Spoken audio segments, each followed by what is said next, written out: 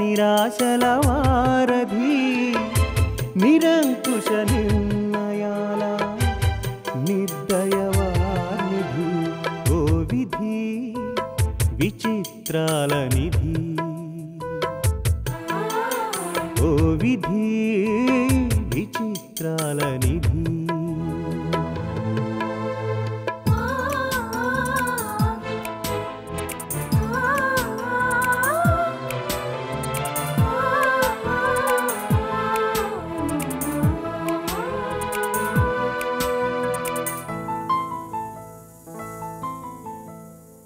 అన్నీ ఉన్నాయనిపిస్తూనే అందకుండా చూస్తావు సంపదలెన్నో ఇచ్చి సంతోషం మాత్రం దాచేస్తావు కోరికలని ఉరి తీయాలని నీకెంతో ఉబలాటం ప్రాణాలతో చెలగాటం నీకు చేతివాటం ఓ విధి విచిత్రాల నిధి ఓ విధి విచిత్రాల నిధి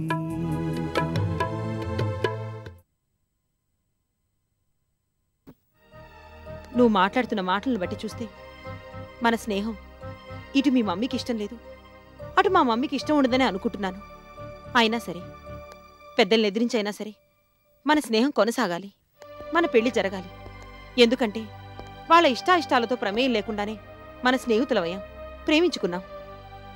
ఈ ప్రేమ ఇలాగే కలకాలం నిలిచిపోవాలే తప్ప మధ్యలో ఎవరో వచ్చి ఏదో చెప్పిన కారణంగా ప్రేమ మనసులో బండరాయిగా మిగిలిపోకూడదు. ఓకే, రెండు కుటుంబాల మధ్య వ్యాపార వైరం ఉంది అనుకుందాం. శత్రువులు అనేవాళ్ళు ఎప్పటికీ శత్రువులుగానే ఉండిపోవాలా? ఇక ఈ జన్మలో వాళ్ళు మిత్రులు కాకూడదని, వాళ్ళ పిల్లల స్నేహితులు కాకూడదని రూల్ ఏమైనా ఉందా? లేదే.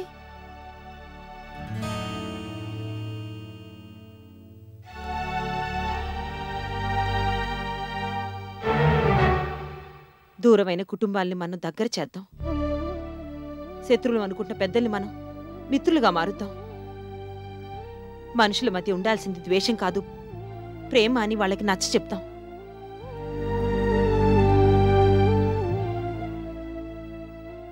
నువ్వు అలా మౌనంగా ఉంటే నేనిలా మాట్లాడుతూనే ఉంటాను దీపక్. ఎందుకంటే నా మాటల్లో ఏ ఒక్కటైనా నీ మనసును కదిలించి ఐ లవ్ యూ భార్గవి అంటావేమోనని నా ఆశ. భార్గవి. అవును దీపక్, నేను మాట్లాడిన దాంట్లో తప్పుంటే ఇది తప్పు భార్గవి అని చెప్పు, వింటాను. లేదు, నేను మాట్లాడింది సమంజసమేననుకుంటే నువ్వు చెప్పింది కరెక్ట్ భార్గవి అని చెప్పు, సంతోషిస్తాను. నువ్వు తిట్టినా అభినందించినా భరించగలను, కానీ ఈ మౌనాన్ని మాత్రం భరించలేను దీపక్. కమాన్, లెట్స్ గో. ఎక్కడికి?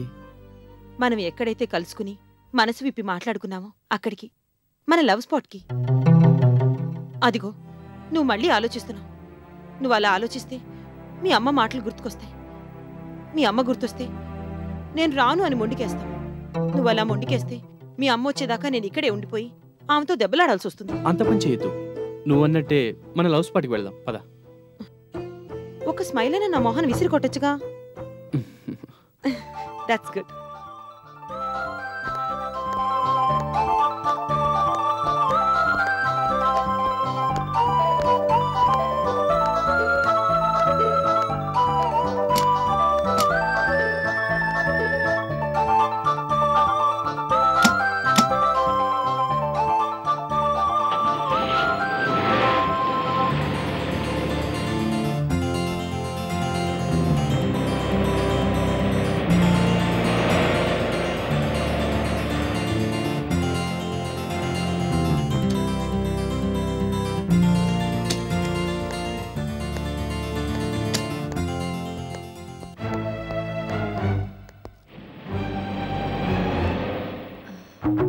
కాశీ, ఏంటి మేడం? ఆ వెళ్ళేది దీపక్ బాబాయ్ కదూ? అవును మేడం. ఆ పక్కనున్నది మాత్రం మన చిన్న మేడం కాదు. వెళ్ళి దీపక్ బాబుని పిలుచుకురమ్మంటారా? అక్కర్లేదు.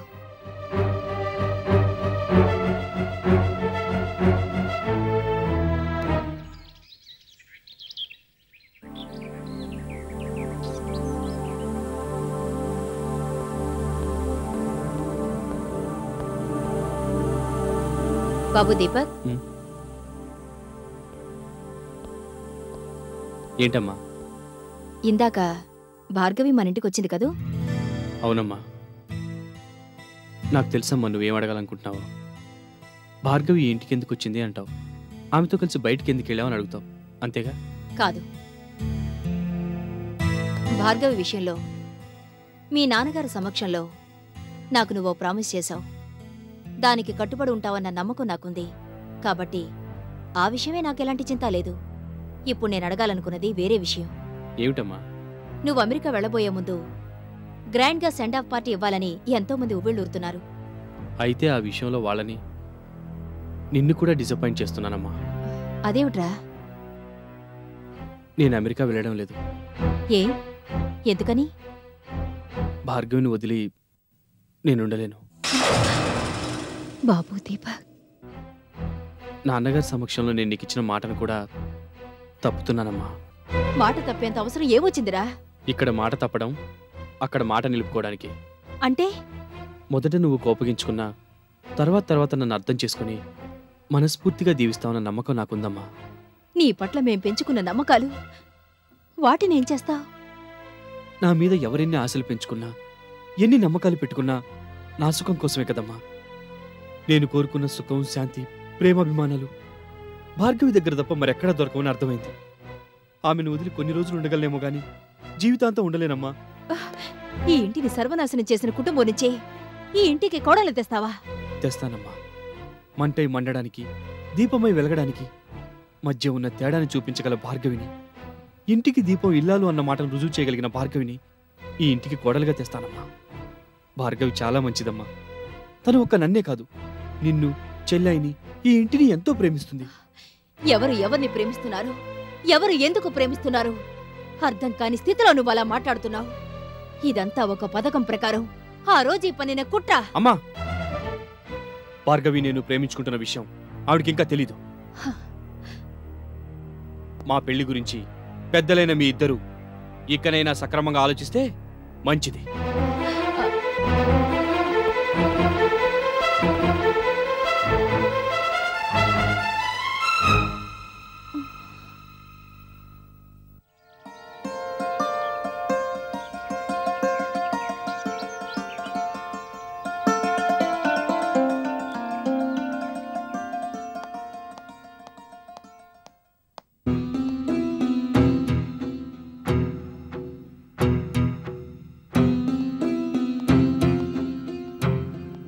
అమ్మా, రారా, ఫ్రెష్ అప్ అయి వస్తే టిఫిన్ పెడతాను.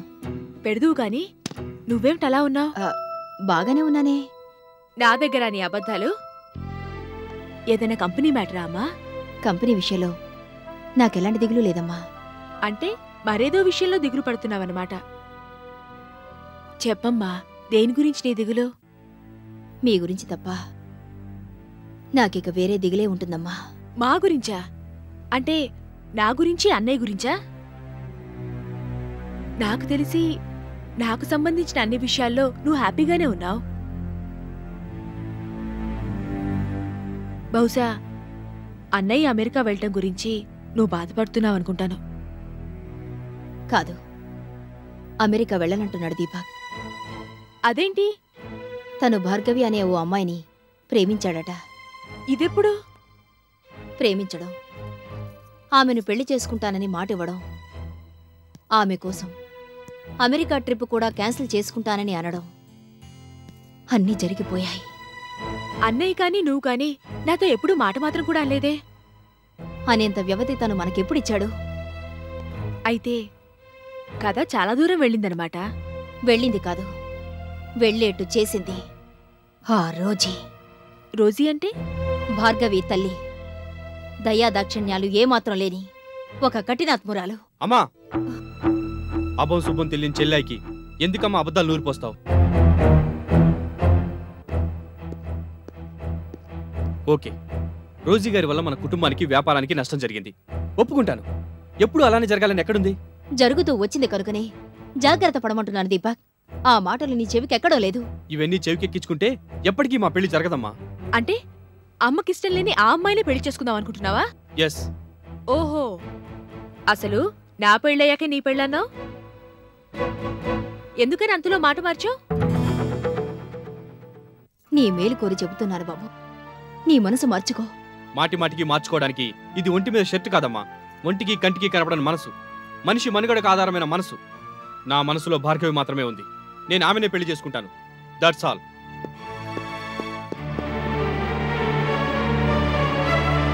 ఏంటమ్మా అన్నయ్య ఇలా మారిపోయాడు?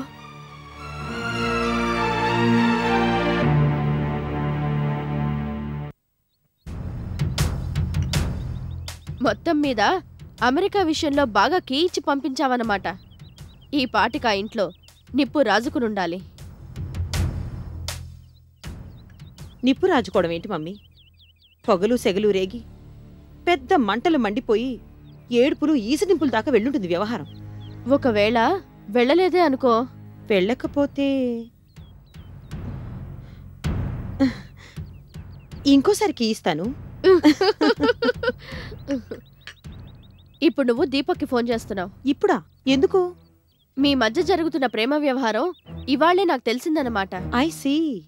తెలిసి తెలియగానే నేను నిన్ను కోపంతో తిట్టానన్నమాట. I see. దీపక్తో స్నేహం చెయ్యొద్దని, అతన్ని ఇంకెప్పుడు కలిసే ప్రయత్నం చెయ్యొద్దని, మీ మధ్య ఉన్న స్నేహాన్ని ప్రేమని మర్చిపోమ్మని ఆంక్షలు విధించానన్నమాట. ఇంట్రెస్టింగ్. నువ్వు నన్ను ఎదిరించి మాట్లాడావన్నమాట. నెవర్. మా మమ్మీకి నేను ఎప్పుడైనా ఎదురు చెప్తానా? ఆహా, చెప్పావు అనుకో. సరే సరే చెప్పాను.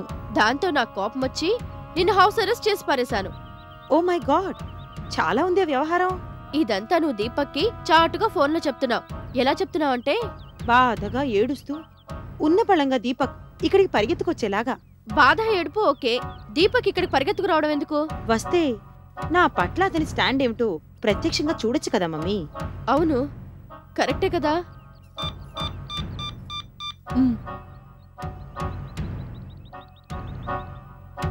దీపక్, ఏం చేస్తున్నావు దీపక్? నీకోసం ఇక్కడ నేను జైల్లో ఖైదీలా పడుంటే అక్కడ నువ్వు హాయిగా ఎంజాయ్ చేస్తున్నావా? ఇదే నా ప్రేమంటే? మన ఫ్రెండ్షిప్ సంగతి మా మమ్మీకి తెలిసి నన్ను బాగా కేకలేసింది, తిట్టింది, నానా హంగామా చేసింది, ఆఖరికి హౌస్ అరెస్ట్ చేసింది. ఒక్కసారి నిన్ను చూడాలనుంది దీపక్.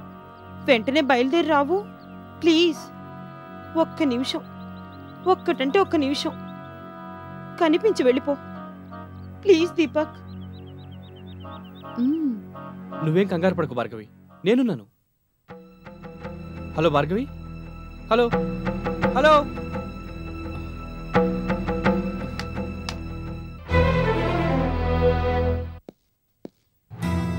చెప్పండి, వింటున్నాను. కరెక్టేనండి, మీరు పెద్ద ఫంక్షన్ కండక్ట్ చేస్తున్నారు, దానికి నేను అటెండ్ కావాలి. అంతవరకు ఓకే.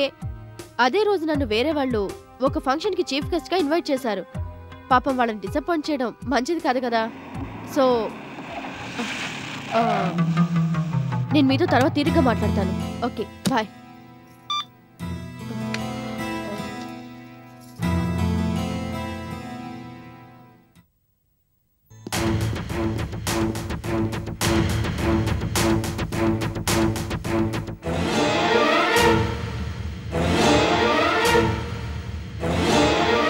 భార్గవి ఇంట్లో లేదు.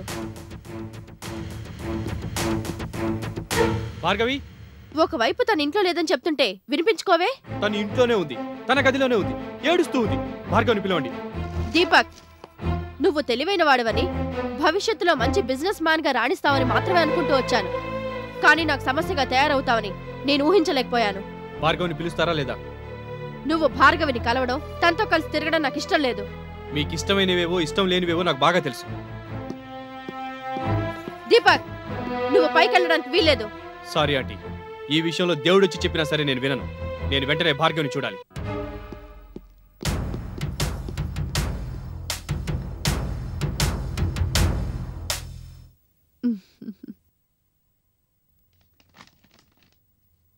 భార్గవి, భార్గవి, భార్గవి, భార్గవి.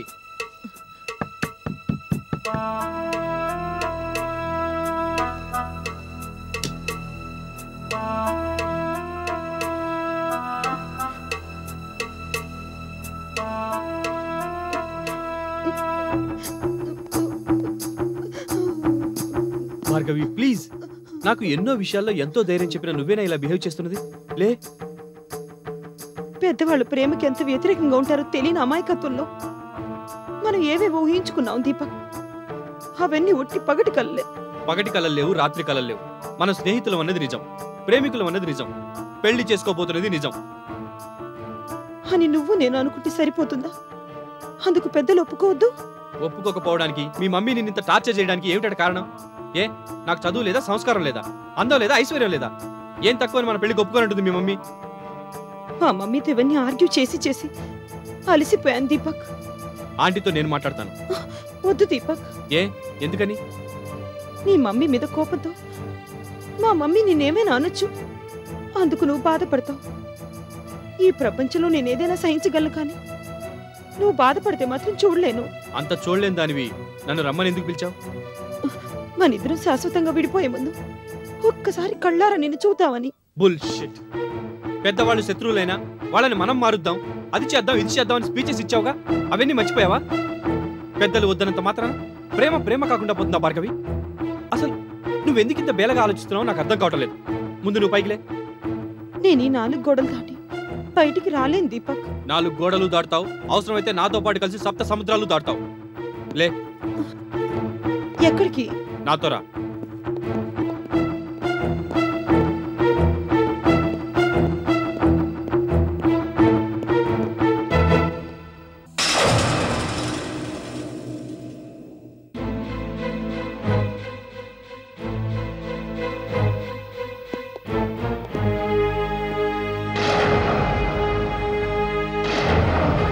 నా ఇంటికొచ్చి నా మాటని కాదని నా కూతురు చేయి పట్టుకోవడానికి ఎంత ధైర్యం నీకు?